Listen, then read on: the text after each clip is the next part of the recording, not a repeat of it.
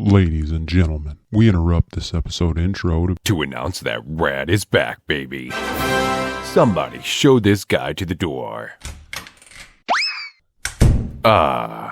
Much better. It feels good to be back. Now that we've got rid of that imposter, we can get back to business. Let's light this candle.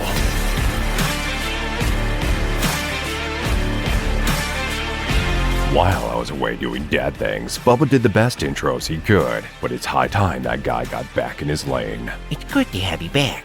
Thanks, Jimmy. On this episode of the What Is Up podcast, Ryan Nesbit, co-founder of Alive and Running Iowa, steps in to discuss all things mental health. This is not just some running club. There is not an organization more active than his trying to turn the tide of mental health issues and suicide prevention in Iowa. That is just epic, dude. Ryan also wants to try and complete a 50-mile race by age 50. At age 48, the clock is ticking, pal. Bubba discusses the boxing match at the Ball Diamonds in Fairbank years ago that inspired him to drop 50 pounds. And Ryan credits joining a support group full of ladies talking about their feelings as the turning point in his battle with mental health. This episode's gonna rock. Here is your host, Bubba Seaman.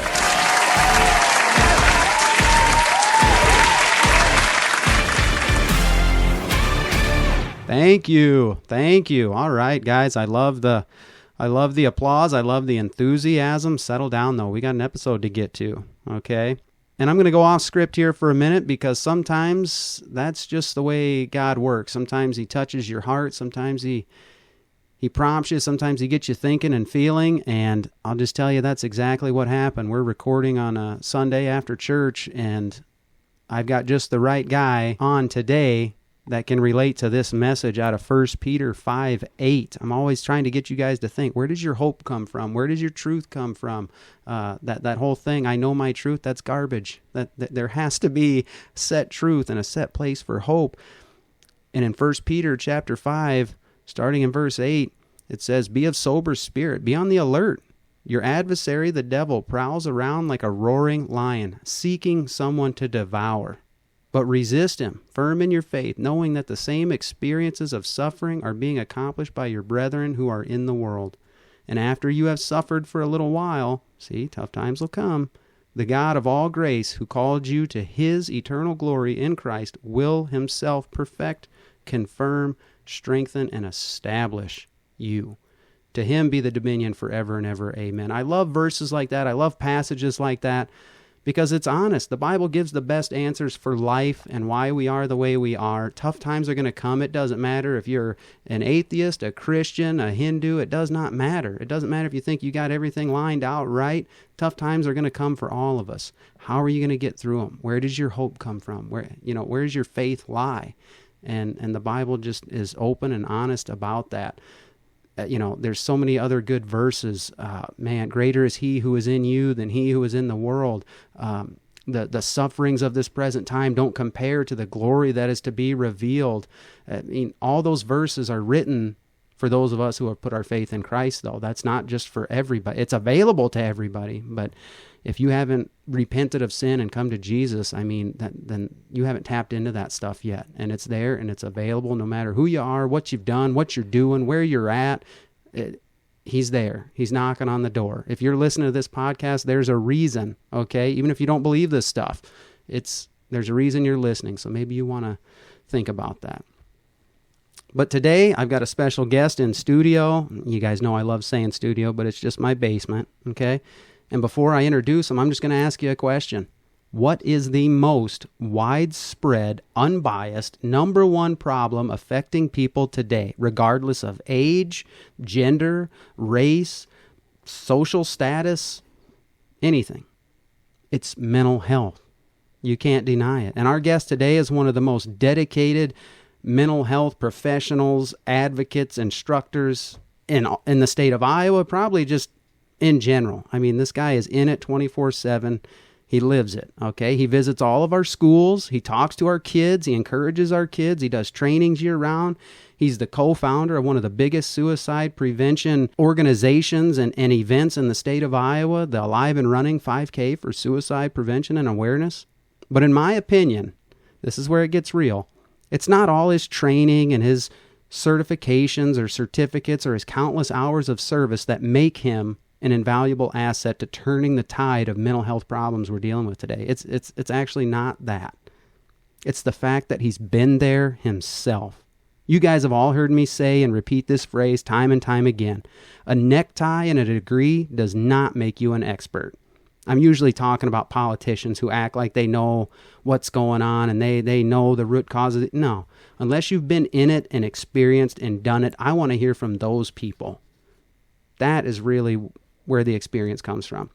Ryan and co-founder of Alive and Running Iowa, his high school classmate, Troy Belmar, they've been on a journey of pretty much like tireless effort to improve mental health of anyone and everyone suffering with just any variety of mental health issues. And it all began with their own experience and their struggles together. And Ryan's going to share some of that with us today. He's also a big-time detasseling boss. If you know anything about detasseling in Northeast Iowa, you know Nesbit's Cadillac Crew is what we used to call it. Does it still go by that name? Rhino detasseling. I knew it changed. That's why I was thinking that. Okay. Yeah, if you know anything about detasseling, if you want to make money detasseling, that's the crew to be on, for sure. Okay. And he's also one of the few guys to ever have me in a chokehold with anger boiling in his eyes. But he did it rightfully so. But I'm sure we'll get into that at some point later. It'll come up. Ryan Nesbit, what is up, man? There's a lot there, Bubba. That chokehold was not like 5 minutes ago. I've got to hit some of these things, and I do not have a degree. Oh, okay. Nor do I think you need one in life. Kids stay in school, but I think too many people think you have to have a piece of paper to be successful. I do not, and I think I'm pretty successful. You fit in real good right here. We've said that a lot. Man, absolutely. Okay. Yeah, that whole chokehold thing, that was way back. We're friends now. We're good. So we'll talk about that later. So for the people that don't know you or might not know you, just give us a glimpse of what life is like right now for you. So what is up, man? It's February and it's like 43 degrees. Something's going on this planet, and I like it, but I fear when we hit April, it's going to be -10 and winter snowing comes back. In the Midwest. Life is good, man. Life is busy. I'm 48 with 3 of my own kids and a foreign exchange kid in our house, and it's basketball season. Life is cruising. You got a foreign exchange kid living with you? We do, and she's awesome. Okay. Maya. Time out. Because I'm going to forget to come back to this later unless I had it wrote down. We just had Caden Barron's on. So at the time you're recording, Caden Barron's part 1 has already gone up. He's got 2 more to come. Do you realize he hooked up with his girlfriend at your youth group under your watchful eye? I know, and that's why I'm watching Maya closely, because I believe Nora... I think his girlfriend is Nora from Spain. From Spain, yeah. And our Maya is from Spain. And she's probably going to hear this too. There have been conversations that you're not going to date while you're in Buchanan County, Iowa. Okay. All right. And wow. I think she's good with that. But yeah, Barons and Nora, I think, still see each other, which is really cool. If I had known you were running like a Match.com in your youth group, I would have never came and visited last year. Here, I'm calling you saying, hey, you got to show me what you're doing for youth group. I might shift directions in here. No, it's just girls and boys. No, it's not. There's scripture involved. It's a good program. But oh, yeah. I knew I wanted to get that in now because I'd forget later. But go ahead. Keep going. What's like? Well, just to clear some things up, Bubba, I am a youth group leader in Jessup, Iowa, Jessup Bible Fellowship of the high school, so grades 9 through 12. I think I've done it every year since we moved up to Jessup, so this is year 5. 3 of those years, I was just the volunteer. Kay Alfrink was the leader. Now the last 2 years. Oh, that's the name Caden mentioned. He couldn't remember. Yeah, it's my wife, Melissa, and I. Now we actually have a full-time pastor. But I was listening to the What's Up podcast and heard you and Caden Barron's kind of touting our youth group as a dating central or something, or romance.com or whatever you called it. Yeah. Well, it's pretty accurate. No, it's not pretty accurate. We would encourage people to come for sure. So we'll make this a little infomercial. It's at 7:30 every Wednesday night. Jessup Bible Fellowship, high schoolers, everybody welcome. And there are a lot of kids that come. probably from 4 or 5 different schools. Nice. We don't have any Wapsie kids. There's the kick. None? We'd love to see some We got Jessup, Independence, Dunkerton, Waterloo Christian, Indy, Sumner Fred. So we might have 5 or 6 different schools represented. It'd be nice to see some Wapsie kids. JJ, I'm speaking there next month. So we need some Wapsie kids there. Bring some Warriors. Yeah. Let's do this. We'll take them. All those high schoolers that say they like the podcast, it's time to put your money where your mouth is. We can get along. But going back to what old Caden Barron said, I do know Nora, his girlfriend from Spain, because I remember her being there. There was a lot of foreign exchange kids there that year, and I am not bilingual at all. Straight bad English. But he has a great relationship. He's a really good kid. Yeah. Nora's a good kid. So that one worked. I'm going to go to the flip side and say I do have a foreign exchange girl living in the Nesbit house right now from Spain, same country. We're trying to make it to the end of the school year without her falling in love with an American because it's late now. That's kind of one of the big things her parents kind of said. Maybe she's going to listen to this. Oh, Maya, we love you, but you're not going to fall in love with an American. Because it can hinder your experience in America if you fall in love and then you spend all your time with someone from the opposite sex and you miss out on a sport or friendships or activities. The experience, yeah. Because I'm in love and that's all I want to do. And then I would imagine overseas dating relationships might be a little bit tricky. Pretty tough. Probably hard. So we're very happy for Caden Barons. He's an awesome dude. Yeah. That's great. I hope he should get married in Spain because then that's my ticket to go to Spain so I can go see Maya. You hear that, Caden? Okay, take notes, buddy. But yeah, we love kids coming to youth group. We love to help people because I've been married 20-something years and made plenty of mistakes in dating in high school, in college. I think we're going to do a big series in April on dating leading up to prom. Okay. But this is from the perspective of the Bible and from adults who've made mistakes. If you come and listen, it might sound a lot like we're saying, maybe don't date in high school. Yeah. But you know what? That's kind of what we're saying. Yeah. Actually. Yeah. Because as someone who works in mental health, your brains are not developed until you're 24. So how can your brain possibly think at age 13, 14, 15, 16 that I love this person and I'm going to love you the rest of my life? Right. I get it. I was in junior We were high there. once too, in high school. Yeah, I'm for sure going to marry this person. And then they dump you and it breaks your heart. Oh, this happened to me. I hadn't even met my wife yet, Bubba. Oh. So we will teach biblically. We will teach from experience. We are not telling kids you can't date. We just want you to be careful for sure because we meet so many people who've been hurt really bad from high school. But we're happy for Caden to put a bow on this. We're happy for Nora. But Maya, you're not dating until you get home to Spain. You don't need to fall in love with a Buchanan County, Iowa boy when you're from Durango, Spain. There you go. There you go. That's good. Yeah. And if I had said it was, I may have even used the phrase hook up, and I know that actually means something way more physical. What I meant by hook up was like they hooked up there. They met there.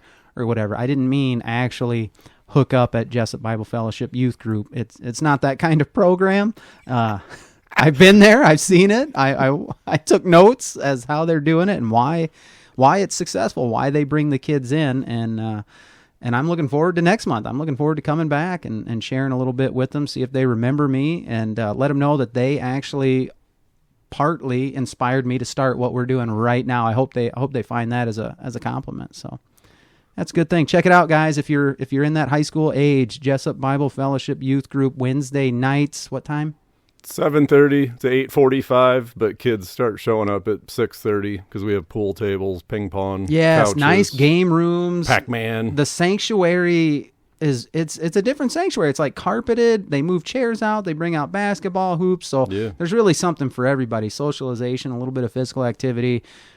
Short message every night, something good to build them up. It's if you have nothing going on or you have no community, check it out. It's good for you. I promise. Yeah, life's it's good. It's busy. So a little breakdown so people know. Married, we live in Jessup. Originally from Dunkerton, spent most of adulthood in Ankeny. Yep. But moved back to Jessup 4.5 years ago because family is important. and most of the family is up here. My dad's in Dunkerton, and my in-laws are 2 blocks from me. And we'll just smile and thumbs up, and life is good. Mine just moved in 2 blocks over, 2 streets over. I'm with Pros you. and cons of family, but it's good. I love family. 3 kids. So me and Melissa married 22 years. Yeah, 22 years. Olivia's 17. She's a junior. William's 15. He's a sophomore. Madison is 12. She's in 7th. Yeah, I have to look up to think and remember. I do the same thing. How old my kids are.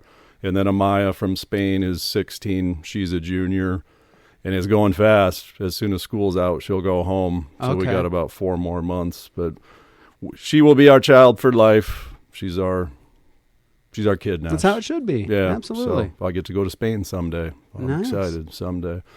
So life's busy, a lot of sports, a lot of activities. We lead youth group in Jessup as volunteers. We have a Live and Running Iowa, a nonprofit. I got multiple jobs. We're trucking, so we're going to relax a little bit after we record this tonight and breathe, because you're catching me on day 11 of an 11-day grinder of teaching and events. So I'm right at the finish line, and you can taste the couch waiting to watch a sporting event or open a book or something. But no, we're good. Overall, we're good. Good. What about like some hobbies? What do you like to do when you're not on the grind? If you got a few days or something, what do you enjoy in life? All I wrote on my notes was running. Yep. I really enjoy running. I'm 48, and I'm really happy right now because I'm running well and uninjured. As you get older, if you like running, don't tune out people if you're like, oh gosh, it's one of those distance runners. We don't care. Running is a lot like life, especially long distance running. Every step isn't, oh, this is awesome. This is great. No. This is so much fun. There's a lot of running where a little ways in, you're like, this is horrible. This sucks. I just want to sit down. I want to eat a piece of pizza. I quit. Yeah. Same thing as life. Man, you got to get to the finish line. But I'm running good. I'm running uninjured. Hopefully that continues, because I told a few people I want to try to do a 50-miler by age 50. So we're about 15 months left on that clock. We'll see. They call that an ultra, or is that not an ultra? I think anything above marathon's an ultra. Okay. So I've already done a 50K, 31 miles. So I'm an ultra runner, which is great. I walk some, but I finish. But a 50-mile would be painful, but maybe someday. We'll see. I'm just happy I can run. Running makes me really happy. Okay. It's a way to take care of myself. So when I'm injured or tired, I have to pour into something else. Yeah. Faith is huge. We'll talk more about that. Sure. But when I had surgery a few years ago on a knee, I was sad. Like, it can lead to depression when you lose something you really enjoy doing. So that's kind of what life looks like. We go to church, Jessup Bible Fellowship in Jessup, help lead the youth group. You're going to hear about Jesus on this podcast, but do not turn off if you are atheist, agnostic, whatever, because I'm dealing with and helping people of 77 different belief structures in life. I love every human. I will try to help anyone possible, because I've been at the lowest of points. Yeah. An end goal is you're going to see our life and hear what we say and go, wow, that sounds pretty good. That sounds good. I need to check that out. That sounds way better than what I'm Yeah. believing in. But right. this is not going to be Bible thumping. No. That doesn't work. This is what we got, and this is our hope. This is life. Come on over to our team, because we're going to win in the end. Yeah. We might be losing now sometimes, Yeah. but we're going to win. Yeah, So skip to the end of the Bible, guys. we win. Find it out, yeah. So stay tuned. Don't shut off thinking, oh, this is another one of Bubba's Bible thumper. But no, we're just dudes that just really care about people. Yeah. And And wanna we've done life the wrong way at times, so we've done it sometimes all. we speak from experience. So, well, yeah, let's kind of start at the beginning then. We'll run through some of this stuff a little quicker than normal, but what was it like growing up on the Nesbit family farm? As I look back now, I miss it when you're growing up on a farm and have chores. And if my older siblings hear this, they're going to be like, you didn't have to do anything, man. You're the 5th out of 6. And they're fairly accurate compared to the workload they probably had. That changes with times. Man, the farm life is the greatest. We live in Jessup now. I miss all that stuff. Maybe someday we'll have money and I can just go work on a farm for free, like as a hobby. Oh, Because the smells, the air, it's so good. Working, having to get up early. yeah. These are things I firmly believe in now, where maybe while I was growing up in it, I was like, this is stupid. Yeah. Other kids Oh, don't yeah. have to do this. Yep. Not fair. But it's good to get that good work ethic. Farm's great. We had to do a lot of stuff, but we had a lot of fun too, Okay. for sure. But I have 5 siblings, so we grew up by Dunkerton. So childhood pretty awesome. Junior high, sports, work, friends. I mean, you're just living a good life. That's This good. is before cell phones, which don't get me Oh, started yeah. on that Yeah. garbage. But we found a way to communicate and have fun and have friends without all this tech stuff. Good times. The 80s, man. It was a different world. I mean, I'm younger than you. I'm what? You said you're about to be 50? Yep, 48 now. Okay, Yep. so yeah, what? I'm 6 years behind you. So we're a little different. I mean, I was more 90s, I guess, but yeah, it was a different world back then, but okay. And then as we moved, junior high, this stuff's a long time ago. It's hard But to dial it back and bring it back into focus. It's good basketball. I was a good basketball player back in the day, probably because I maybe hit puberty a little earlier than the rest of the fellas, so I was tall and Okay. they caught up to me eventually. But fun. I mean, it's small town Iowa. School, you don't. It's not Harvard. You don't really have to try that hard. Yeah. Not bashing the Dunkerton school system. There's standards. But You're right. But if you show up and try at any reasonable effort, you will get out of there with a diploma. if you try, Yep. you got to try. So it was good. And then high school, you're going through the high school stuff. I did at age 14, June 26th of 1989, accept Christ. I Okay. can remember the date. So I grew up in a very spiritual home, very strict, no TVs, Okay. going way back till, maybe when I was 10, we got a TV. So a pretty firm, strict home. Okay. And just because I was born in a house where you go to church, open the Bible every day, your parents believe Jesus died for them, maybe some of your siblings do, doesn't mean I do. Right. I had to make that choice. It's not something you're gifted by family or last name. It's a gift from JC, Jesus Christ, and you have to accept it. So I did accept that at 14. So life was going really good in high school. Hard worker, getting good grades, good athlete. I'm the dude who reads his Bible at lunch. Nice. And nobody really picks on you when you're 6'2", 180 at Dunkerton. Like, you're probably one of the biggest dudes there. Big fish in a small pond. That's what I call Right. that. Yeah. And there's good people there. Yeah. It's small town Iowa. You got to have each other's backs. So very spiritual and still popular. I don't know what the groups are now, but people weren't like, oh, you freak, sit in the corner and read your Bibles. Yeah, Like, it wasn't as taboo as it is today. Right. Yeah, I got you. that's Nesbit, man. He works hard. He plays ball. He just likes reading his Bible. He likes this Jesus stuff. So that was pretty awesome. Good, yeah. Actually. Whereas now maybe, kids might get picked on a little bit more. Right. if Oh, yeah. it's- Yeah.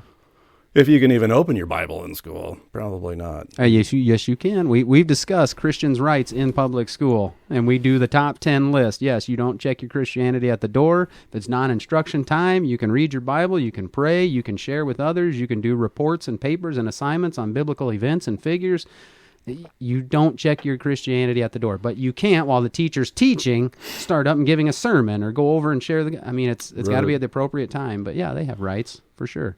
Well, they all have it on their phones now. Right. Not very many people, which is fine, as long as you're looking at the word. So life was going good. Now we'll kind of hit a hardcore and come back to it, kind of the point of being on this, which Yep. I appreciate, because we want to try to help people. But things went bad sophomore year real quick with the decision of one person. I'm not going to lay out a 3-hour story, but essentially my friend Roger Doss, he would have been class of 1993 at Dunkerton, so he grew up on a farm. His parents still live around Dunkerton. They are family to me. His brother lives in Twin Cities. I consider him my brother. I was best man in his wedding a few years ago. Roger was a small town farm kid who had some anger. I had some anger in my teen years. I'm sure you had some anger. A lot of people do. We didn't know stuff about mental health then, Right. like we do now. Mental health meant, is that the place in Independence where the weird people Yeah. go? To MHI. Yeah. That's really all we kind of knew Yep. back then. Yep. Well, before we hit Roger here, everybody has mental health. All your listeners need to know that. Every single person. We all have mental health. Okay. So we have to get past that like we all do. We all have physical health. We all have mental health, and we're all going to have struggles in life. So if there's anyone listening that still thinks mental health means weirdo needs to go to Independence, well, you're listening to one, because I did some time in 2 different mental health hospitals as a teenager, and I think I'm a pretty good dude. Yeah. And it actually helped me. But Roger made the decision at age 15 for his own reasons to take his life. And he died by suicide on January 8th of 1991. And I actually found his deceased body with his mom. And I can vividly remember that. So maybe a lot of people that listen to this are from kind of Midwest Iowa, maybe even Cedar Valley, that would probably remember that. Remember that? Yeah. That's a big event in small town Iowa. Anytime you lose a student in a small school, that's probably going to be remembered for many, many years, but a suicide for sure. So that kind of sent me into a tailspin quickly Yeah. of I rely on Jesus. My faith is strong to beep, beep, beep, Jesus. I'm angry. I'm angry. I'm angry. I hate you. Why did this happen? Why did I find him? Why? Grades. Oh my gosh. I don't think I ever tried again in high school, but I got through somehow. I should thank administration. I think maybe me and a few others got just pushed. Just give them C's. Yeah. Like, let's just get them out of here. Athletics, it messed that up. I actually quit the basketball team because it was hard to not see him. And man, I had so much anger, a lot of things, and my mental health went 180. And I was threatening suicide, man, pretty quick after his funeral. Things turned pretty quick, and I needed some serious help. And I'm so thankful for my family and parents who decided to send me to a hospital, which kept me alive. It was good. It kept me safe and alive. But I had to wait for a bed. Shocking. 1991. There's not enough beds for mental health people. Well, if you fast forward to now, which I'll hit more later, it's 100 times worse now to get a bed. So his suicide definitely had big impact. And then that basically started a 15-year kind of ugly period where good things happen, but that was kind of the 15 years of struggle for me. Got through high school, college, well, never graduated. We already admitted to that. And went to college for like 8 years. Did good at Hawkeye. I tried hard there. When it's your own money, you seem to try a little bit harder. Oh, yeah. When you got skin in the game. Yeah. Make a little bit more effort. I think I'm still 2 credits from graduating college. I think I have to write like 10 papers.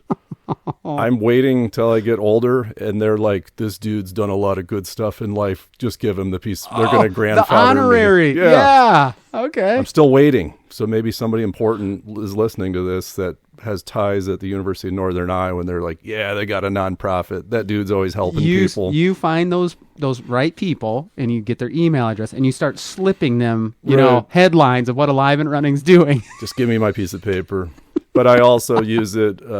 I don't think you have to have a piece of paper to be successful in life. I agree. We should finish what we started. So I didn't. That's on me. But I'm not going to do it now just to prove that I don't need a degree in communications, electronic media, journalism, to run a detasseling crew, to lead a youth group, to lead a nonprofit, to drive a UPS, deliver UPS stuff, to teach classes on mental health. A piece of paper ain't going to help me with anything. No. For sure. Other good things happened in that time period. I got married. My wife is awesome, of 22 years. I'm glad she stayed with me for some. Holy cow. I was a bad man. Shout out Missy Nesbit. Oh, for sure. For sure. But a lot of struggles in a 15-year time period. So maybe we'll come back deeper to that a little bit later. This was kind of just to catch that suicide has impacted me. Okay. It was my best buddy at 15, and I found him, so there's a lot of trauma. And I mean, as I sit here talking to you, I can picture it, Yeah. but I got help. If I was sitting here talking about it a year after it happened, I'd be in the corner crying and freaking out because it just enveloped my brain. Sure. Yeah. And that's all I could see. So maybe this can help someone who has seen bad things in life, or maybe a veteran who's seen some horrible things. Because PTSD and stuff. Yeah. There are some therapies that can help, because I can sit here talking to you and see in my head a horrible, horrible scene and still talk and not be weeping. Yeah. But I had to get help for it. Right. For sure. So there was a lot there. So a big life event. And then when I turned 30, happily ever after. Not quite. Not quite. That's not how life works, but life is good at the present right now.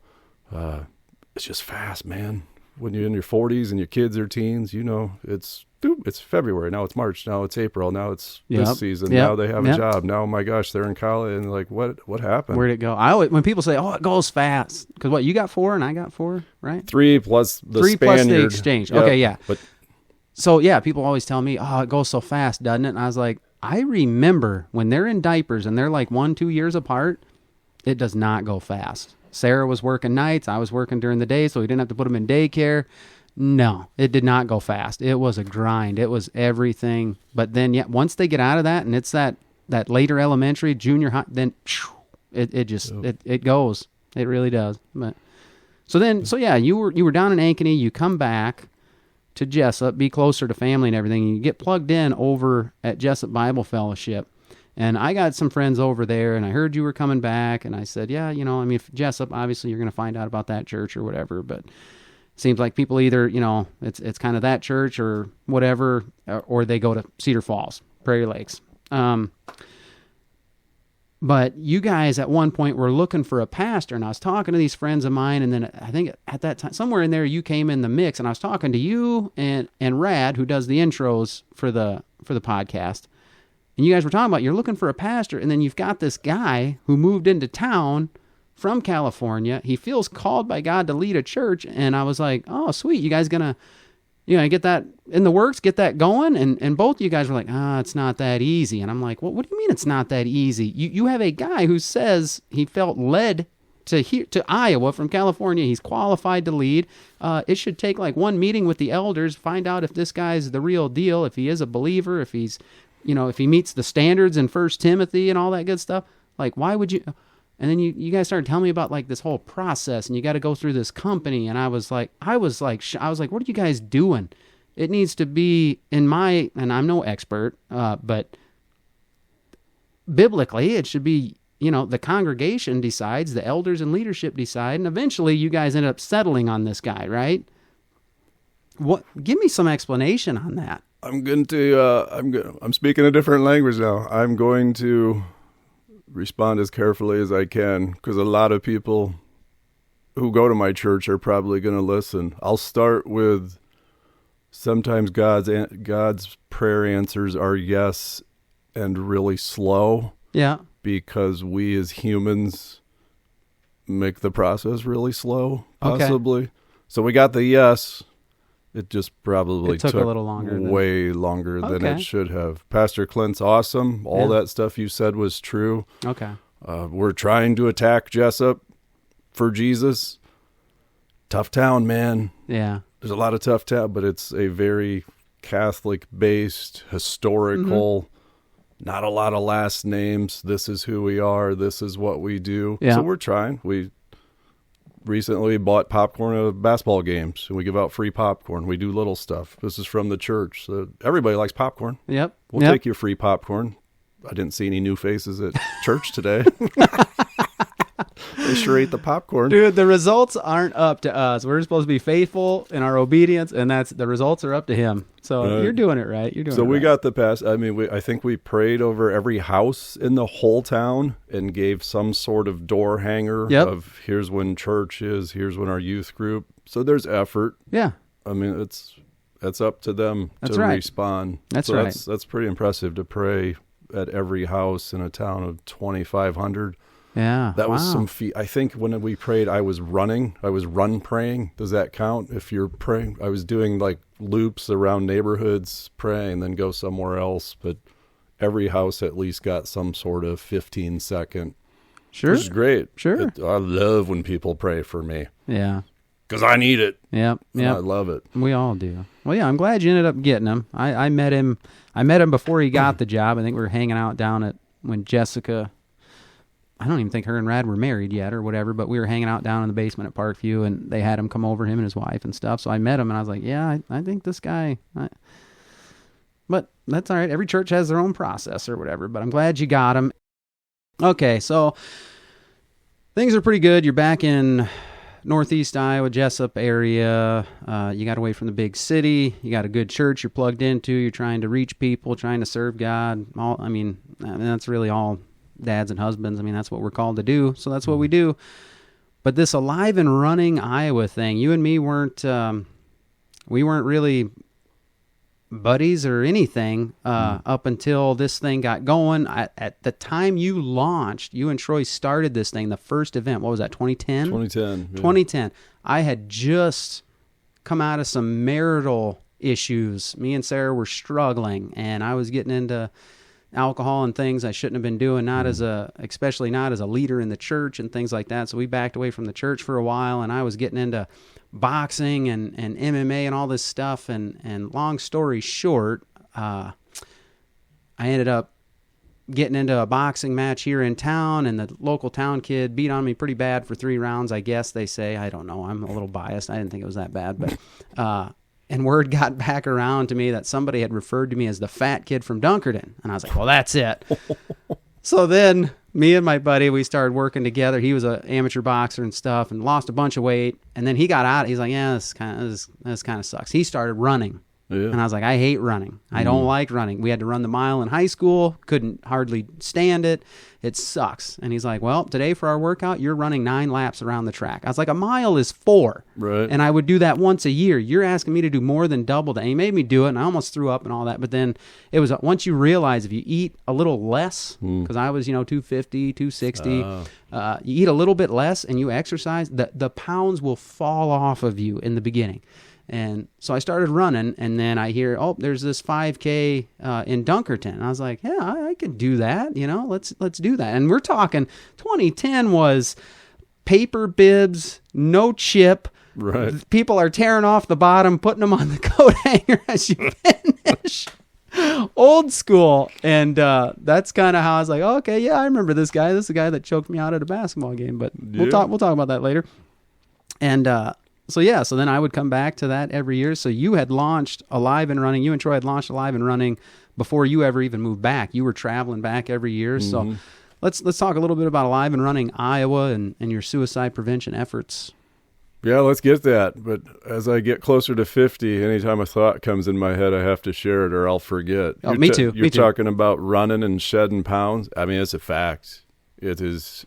I am 48, 6'3", like 190, 191, and I'm pretty proud because I have been up to 230 in life. I'm long and lean. I can hold my own. I was a farm kid. Even if my arms look like toothpicks, I can still lift more than most people when it's boxes, not bench press. Well, you can bench all day. Good for that you. Farm strength. When I know we what you have mean. to like carry something, all these big tough guys are like, I'm going to hurt my back, or you better, okay, whatever. Because they don't got the belt to put on. Right. Yeah. But I'm pretty happy. I kind of thought I should go for like my high school weight, which is like 182, but I really like eating still. And that might be getting too small, but it's true. I've been running a lot starting this year, and the weight comes off. Yeah. Yep. And I can still eat a lot because I ran 125 miles this year so far, and we're like 35 days into the year or so. Nice. So it is. If you're going to exercise, you can probably eat more. Yep. So do them both. Yeah. So people are like, oh, I can eat more. Well, you got to run. You got to run too. Yep. So I remember that. Alive and Running Iowa, for people listening, they're like, what is this, just like a running club or what? This is for suicide prevention. We essentially borrowed. Well, that sounds better than stole. Doesn't borrowed sound better than we got together 2010, I think January. Ryan Nesbit, Melissa Nesbit, Troy Belmar, Candace Belmar. So these high school buddies and their wives. And we're like, we should do something. We want to help people. Ryan had so many struggles. We lost Roger. Ryan finally went and got help. He's regained his faith. I'm talking about myself in the third person. That's annoying. I'm talking That's about my always own- weird. Yeah. Right. So we're at the point in life, let's do something to help people. Let's start a nonprofit and have a 5K in Dunkerton. Okay, we got to think up a name. Let's go online and find a name. You guys. This is a long time ago, thinking, we're not creative. Like, let's find something catchy. And maybe I think one of the wives found it. So there's an Alive and Running in LA, Yep. California, which still exists. And we had some communications with them after we borrowed their name. And now we are Alive and Running Iowa. Okay. They are still alive and running. We maybe raise, we might take in $100,000 a year through donations. We spend it all trying to help people. Yep. And none of us get paid. Yeah, it's nonprofit. They're probably taking in $2 to $3 million. So there's a slight difference of Alive and Running Iowa and Alive and Running LA. But this is a mental health nonprofit. We love running. I love running. Belmar seems to be running quite a bit lately. And we want people to stay alive. So we thought, this is a perfect name to borrow. Sure. But a lot of people are like, that's a running group. Nope. This is big time mental health, suicide prevention. Yeah. So that's kind of how it started. 2 families got together. We were inspired. Felt the spirit pushing. We got to do something for people because of my connection with God, and then saying, see you, God, for about 15 years, and then realizing that didn't work out for you. The only way I'm ever going to enjoy life again and be happy and have a foundation is if I get past this anger. Yeah. And just submit versus, I hate you. So that was a huge step of help for me, was going back to faith, finding a church in Ankeny, Iowa. That was about the time family came. So you kind of got to grow up a little bit when you're going to become a dad. Yep. And then I actually went and got help at a support group, which is something that adult men do not do very often. Yeah. Went and sat with a bunch of ladies, and we talked about our feelings because we'd all lost someone to suicide.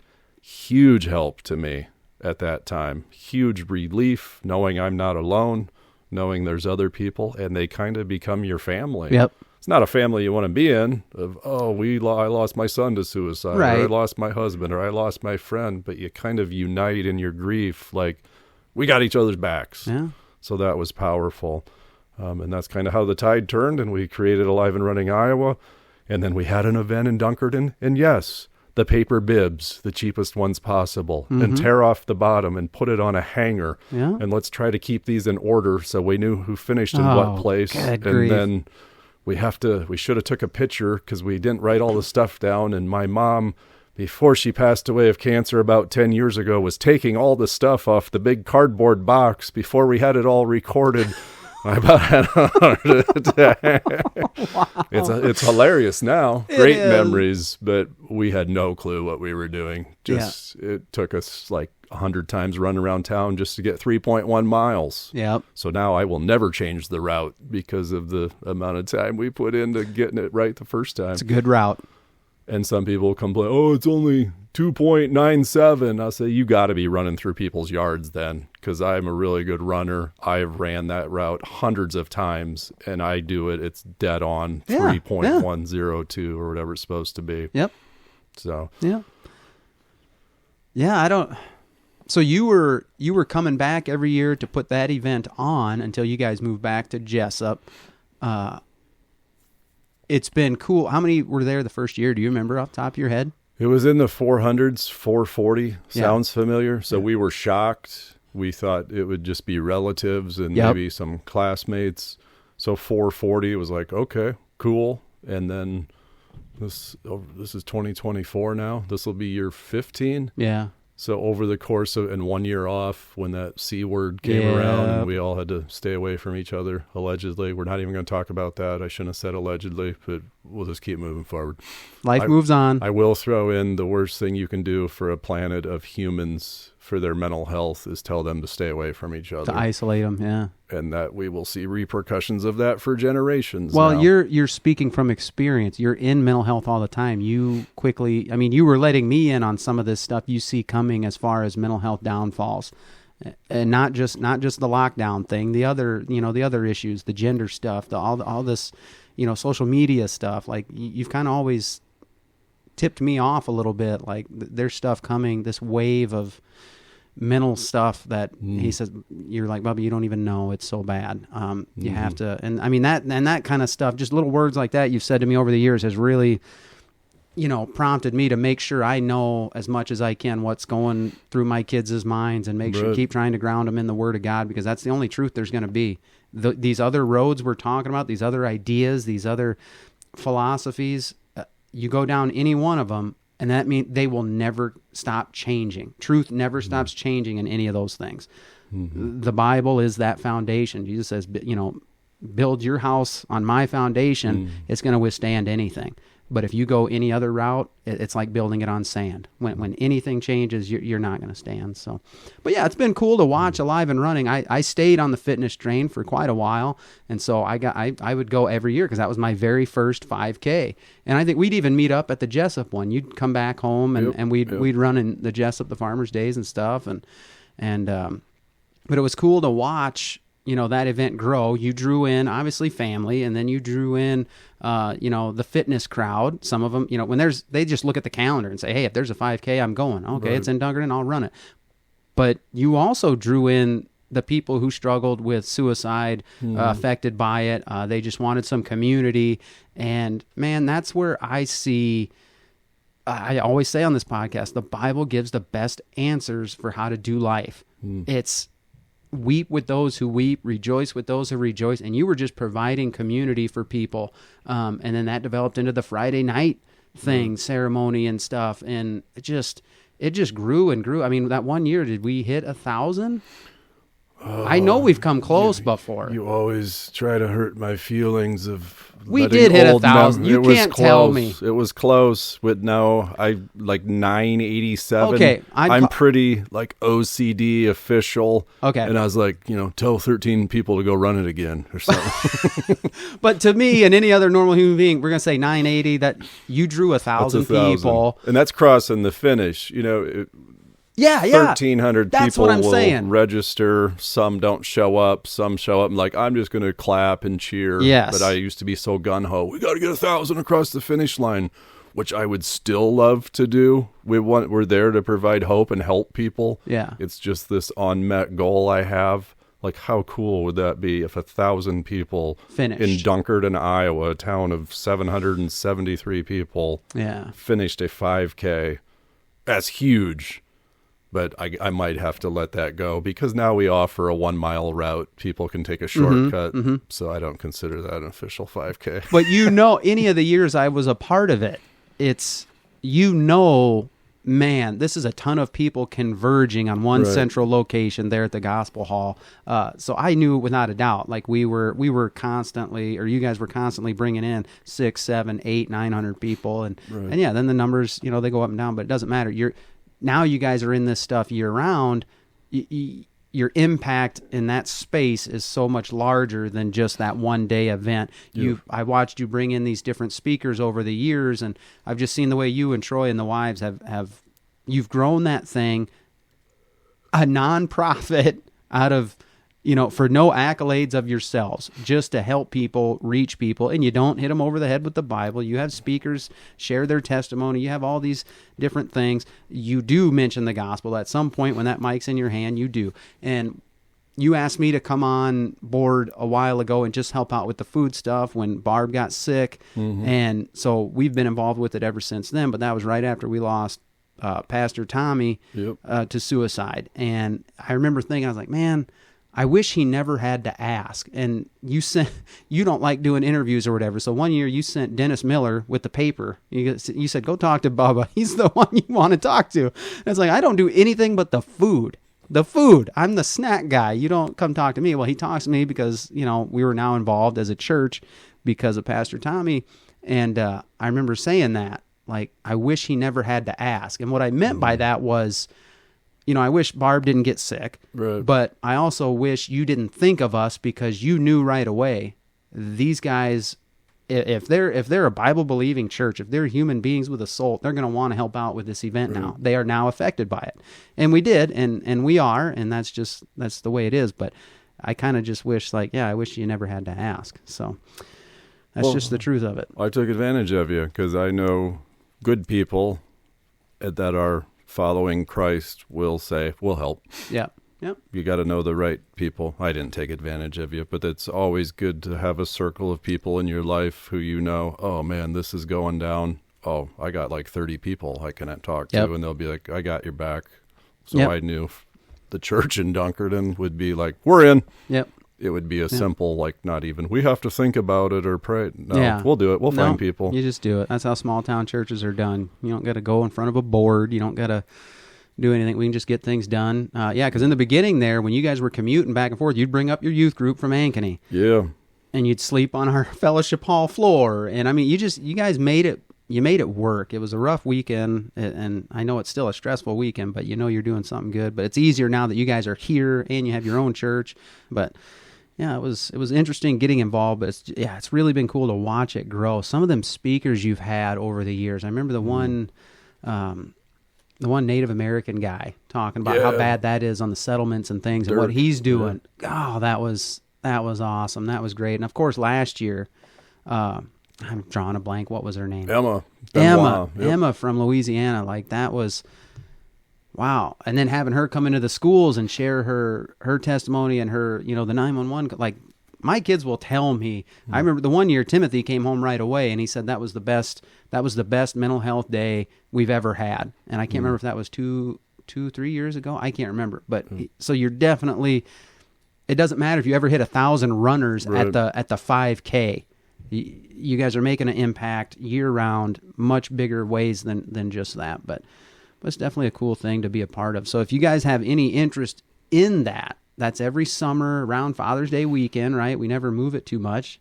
It's always Father's Day weekend, so I think it's June 15. I think that's a Saturday this year. So it's always a 2-day event. So Alive and Running Iowa, if you're on Facebook, look that up. And then aliveandrunningiowa.com is the website, or just look up Suicide Prevention Iowa, and I'm sure it comes up. A picture of me pops up somewhere, or Alive and Running. It's always Father's Day weekend, so Father's Day is always on a Sunday. Yep. So always Friday night, we're going to have some sort of ceremony, which we've tinkered with a little bit. Last year it was indoor at the gym because we did have Emma Benoit. There's a name to look up in the movie My Ascension, if you're listening to this. Yeah.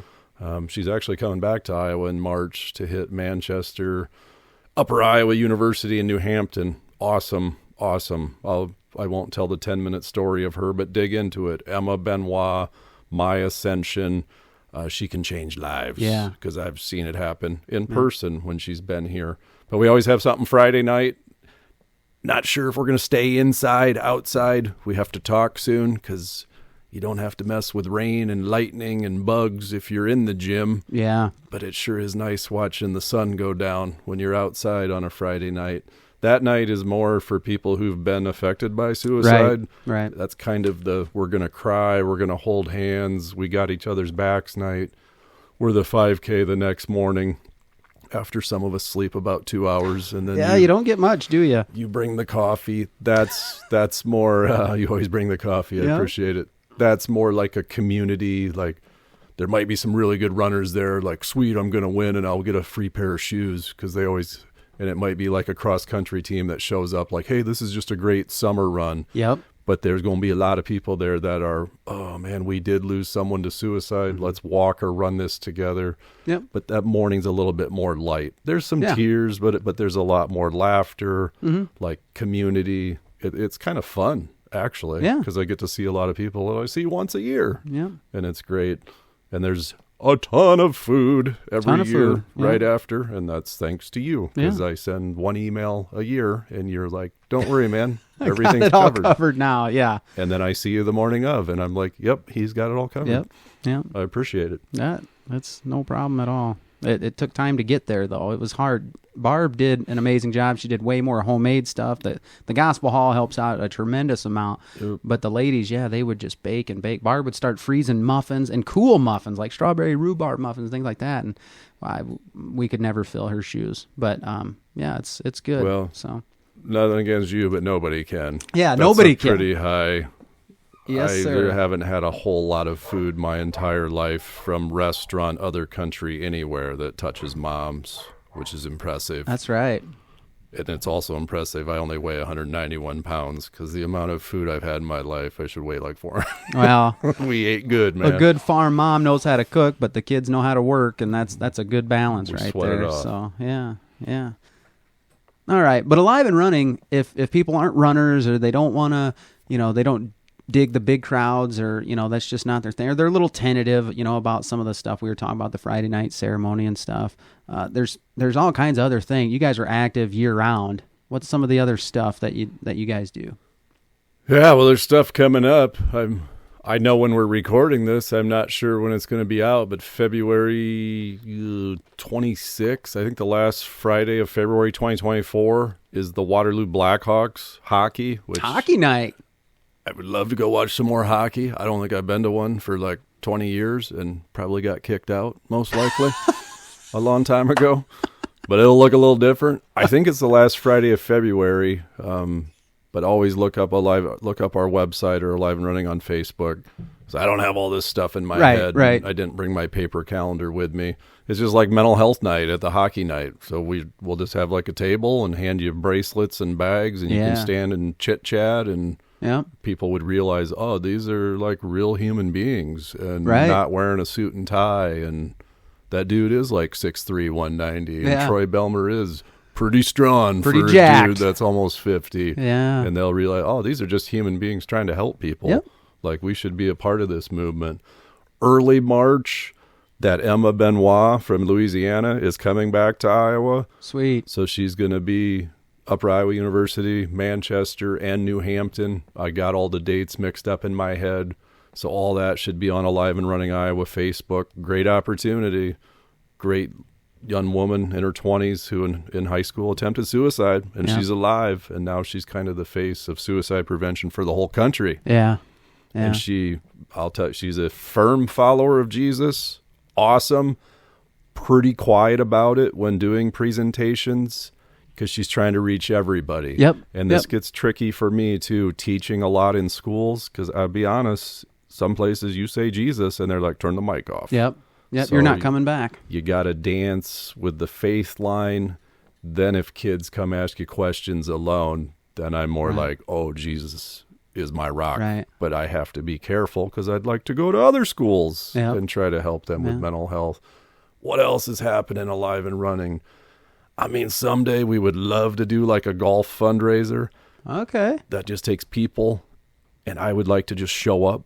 I gotcha. And not be part of the planning process. It would be great to have some sort of gala at some point, or winter fundraiser.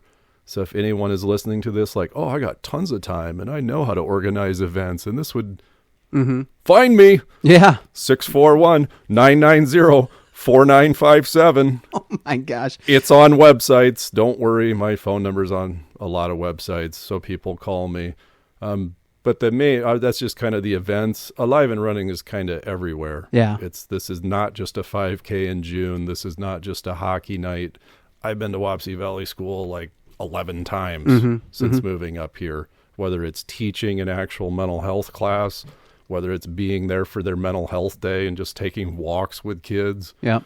Whatever it is, I really like Wapsie because they do a good job at promoting mental health and reach out when you need to get help. Yeah. So we're like a movement. Yeah. Troy's been to multiple schools just doing little talks, which is awesome. I teach actual classes, so we're growing. Yeah. I mean, it's spreading, and I'm plenty busy. It's awesome, as I said. And it started as just a little 5K. This started with borrowing a name and let's have a 5K in Podunk, Dunkerton, Iowa, because we're a couple of Raiders. And now we have these Hawkeye-colored bags we hand out, Alive and Running Iowa, and you will see people all over the state with these bags. Yep. I see kids at sporting events because I've been to their school, and they're carrying with their the track drawstring. shoes. Yeah. And I'm like, sweet. Yeah. Because then someone will see it and they'll be like, man, this week sucks. And that kid's wearing this little backpack and it says, if you need help, call 988. Like, I never even knew you could do that. Yeah. Yeah. So it's spreading. We're really proud. But yeah, if you're running a nonprofit, it's all the time. You can't say, I'm not working this week. Well, we never get paid. You're always on. You're always on duty. Because you're a magnet to people because they know we'll show up. So I think it's what we're supposed to be on this planet to do. Yeah. Actually. But when you think about people who burn it at both ends like that, guys like you guys and the wives that are running a nonprofit, I know you get stressed. I know you get burnout at times, but the things you're doing and even the details of the events and stuff, like if there's a listener that's listening and they show up to the Live and Running this summer to the race, they're going to see the table, because they paid to get in and contribute to Live and Running Iowa, their name automatically goes in for a door prize. And we're not talking $5 McDonald's coupons. Right. You line up nice. You got people in place. You get volunteers. You get donations. You make it a good event to be a part of, even if you have no connection to mental health. I mean, everyone's connected to mental health, but suicide. Right.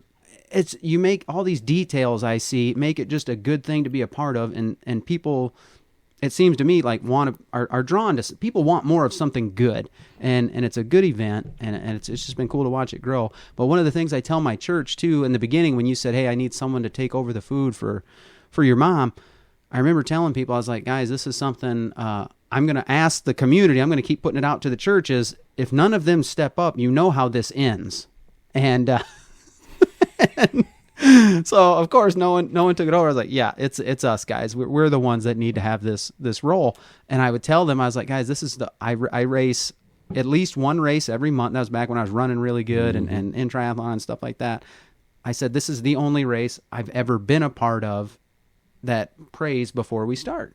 I mean, you have Russ get up, you have the national anthem, everyone's quiet. You always have a different person singing the national anthem. Like, it's a good, encouraging, old school hometown thing to be a part of, and people want to be a part of something good. So it's something I don't do near as much as you guys. You're in it 24/7. I'm glad I have a small slice of the pie to take care of, and I take pride in the fact that you now know you send me one email and that's it. You don't have to check back in with me. If there was a problem, I'd reach out to you, but that's it. Like, that's how I do my job. That's everything. I want to know don't even think about me. I've got it covered. You focus on other more important things. And it's cool to serve that way for sure. Yeah, because people confuse us with a bake sale. They think we got a bake sale. It's like, no, the stuff's free. It's good, but it's free. We might have to do a better, because it is, because we just think they should know. Yeah. And they're like, how much for that? It's always been free, guys. Just put your hand in it and grab it. Yeah. That's but we appreciate it because it's the hometown. If there's people there that don't like that my dad prays, deal with it. Yeah. Okay. The amount of time and effort he puts into the event and gets all the door prizes and sets stuff up at 81 or 82 years old.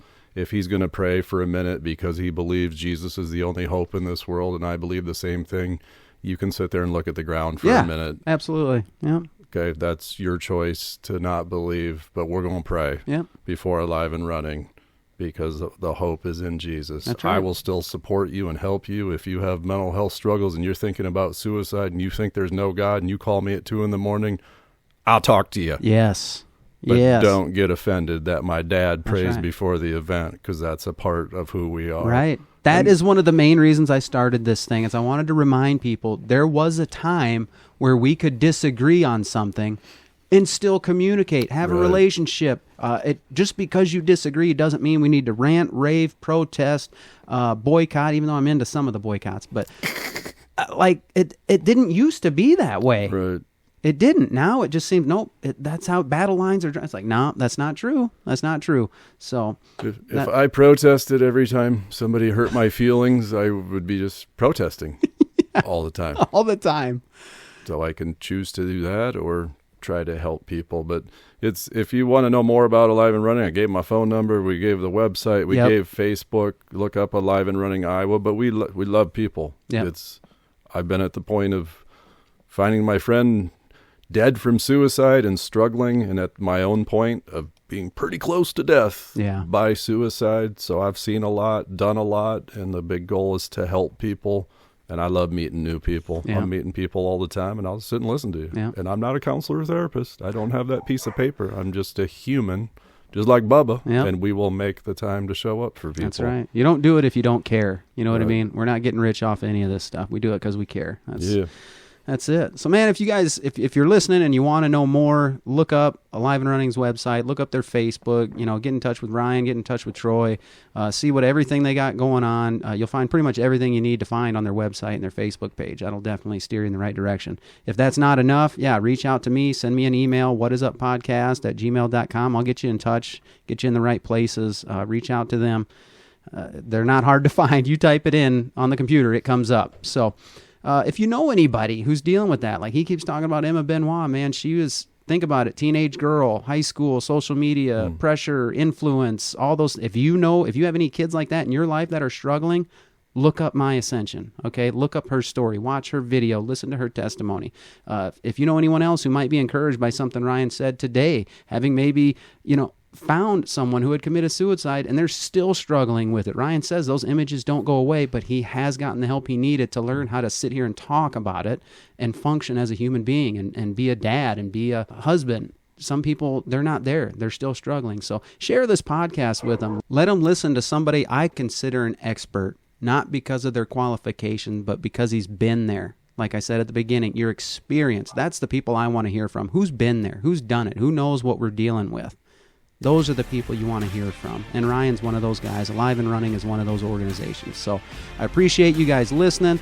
This will be the end of part 1 with Ryan Nesbit, co-founder of Alive and Running Iowa. I hope it encouraged you. And be sure and tune in to the next episode, part 2, where we're going to get into the fun segments. We're going to lighten it up a little bit. We're going to have some fun. And you're really going to get to know Ryan Nesbit a little bit more, okay? We're going to find out what he thinks the number one problem we face today is.